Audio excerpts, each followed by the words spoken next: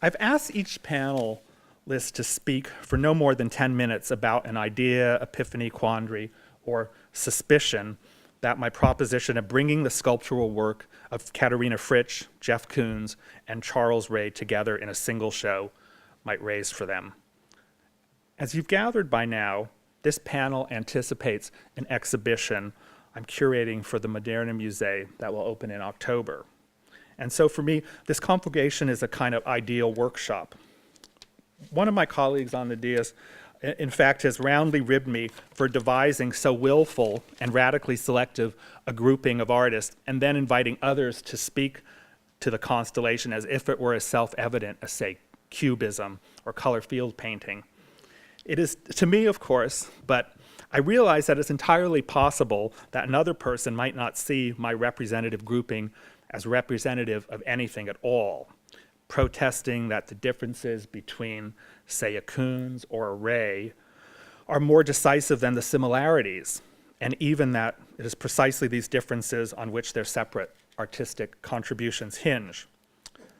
That's true on a micro level, and yet from a micro vantage, these artists who necessarily swim in the same art historical current surely share a number of affinities, not least of which is the fact that they all are involved in making discrete objects.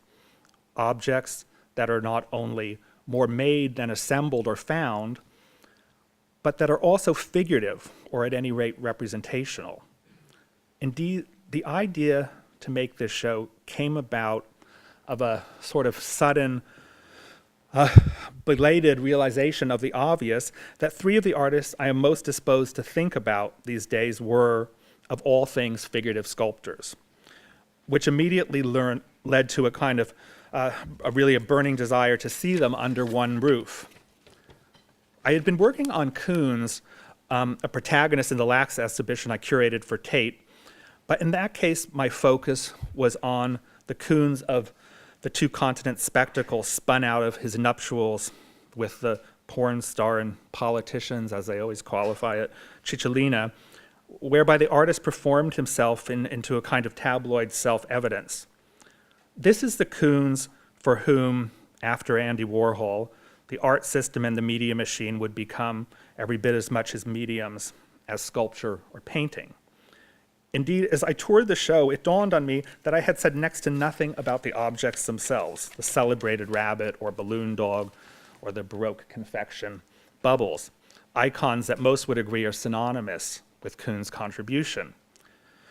So what to say about these objects and how to bring them together with Made in Heaven in its absolute theatricality into a kind of truer, more adequate synthesis of the artist's work, and then what, once one comes to think of it, can be said of the ways these objects are alike and different from those of Fritsch or Ray. The underlying question, I'm getting ahead of myself here, is how the hell it happened that figurative sculpture, at least some figurative sculpture, because you're getting the idea that this radical parsing of the larger sculptural field down to three people does imply some value judgments. How had figurative sculpture once again become, at very least, a contender for a title as the most powerful and relevant art being made today? When these three artists first began to make their marks in the latter 70s, minimalism and conceptualism remained the status quo against which ambitious new art would measure and define itself. Indeed, the work for which these artists are recognized today was at the time all but imaginable as the shape of serious art to come. So what then made the dormant figure suddenly viable again? And what can we say about the nature of this return? What has been added to the pot since, say, Rodin in the latter 19th century, perhaps the last time figurative sculpture seemed a viable bearer of progressive artistic ambition? Certainly, the legacy of minimalism and the work's characteristic industrial manufacture, as updated in both the obsessive attention to production these artists share and the way in which the outsourcing of manufacture feeds back into the object itself, is a factor. So too is the legacy of the ready-made, and the tyranny of the shop window that Gambit figures, as it's unfolded back into the practices that to varying degrees eventually leave that strategy behind in favor of an art that is more made than found. It is with the ready-made, the assisted ready-made, that the show begins, in fact, with Fritsch's Madonna, Koons' encased vacuum cleaners from the series he calls The New, and Charlie's Fall 91, one of the sequence of works in which he employs the mannequin.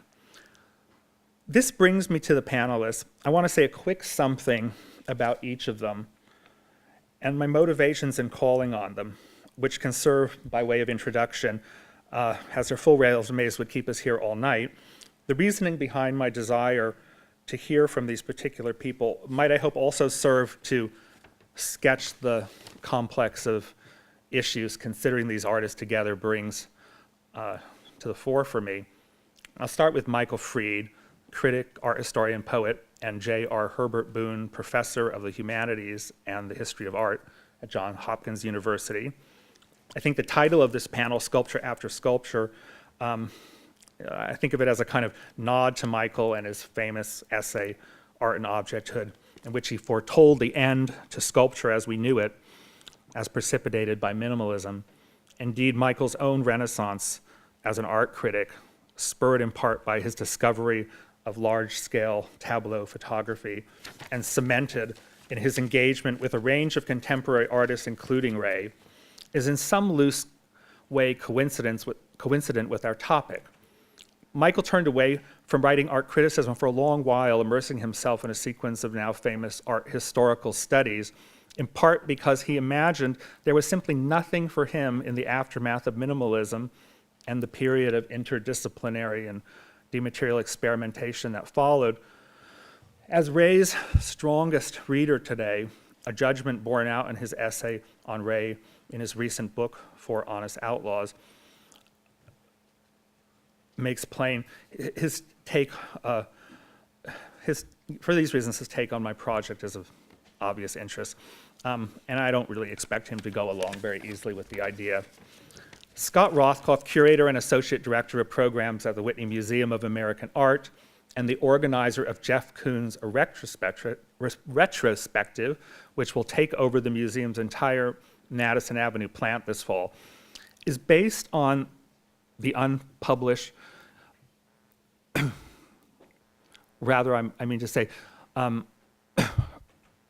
based on Rothkopf's unpublished first chapter of his dissertation alone, makes him, to my mind, Koons' most compelling apologist. Like myself, Scott has been groping for a synthesis that might bring together, that sounds funny, but I mean it quite sincerely. It's a long chapter. Like myself, Scott has been groping for a synthesis that might bring together Koons the performer and Koons the object maker and painter, so my curiosity about his progress is not at all disinterested. Michelle Kuo, the chief editor of Art Forum and the co-editor with Scott of the special Art Forum issue, The Art of Production, has furthered her researches on Koons in particular for Scott's forthcoming retrospective catalog. So she has a bead on the pressing points of connection, one of the most pressing points of connection between our three subjects. Isabelle Graw, the founding editor of Texture Koons and the author of High Price Art Between Market and Celebrity Culture, and I have found ourselves on curiously parallel courses on two occasions in recent years. I think you said that when I lectured at your school. Maybe there was only one parallel back then. First, with our parallel concerns of her High Price and my Pop Life, the Tate show I curated with Alison Gingeris. And then, just as I received the go-ahead from Stockholm to pursue the show, I stumbled upon her Art and Subjecthood, The Return of the Human Figure in Semio-Capitalism, a chapbook based on a conference she organized at the Steidl School in Frankfurt, where she teaches. And the title says enough. I devoured it on the spot. And the hints there make me extremely eager to hear how she parses the larger symptom she perceives in terms of the various ways the human figure returns in recent art. And finally, Charles Ray, one of the exhibition's three protagonists, gives us our raison d'etre, and we are rather lucky, I think, that he has agreed to offer a horse's mouth perspective in this company today. Once we get through the individual marks, why don't we start the conversation by each addressing one point from the presentations of our colleagues that strikes us as bearing special further discussion, so perhaps we can agree to be more informal as we move through the questions and follow the threads where they take us. So, Michelle, you're up.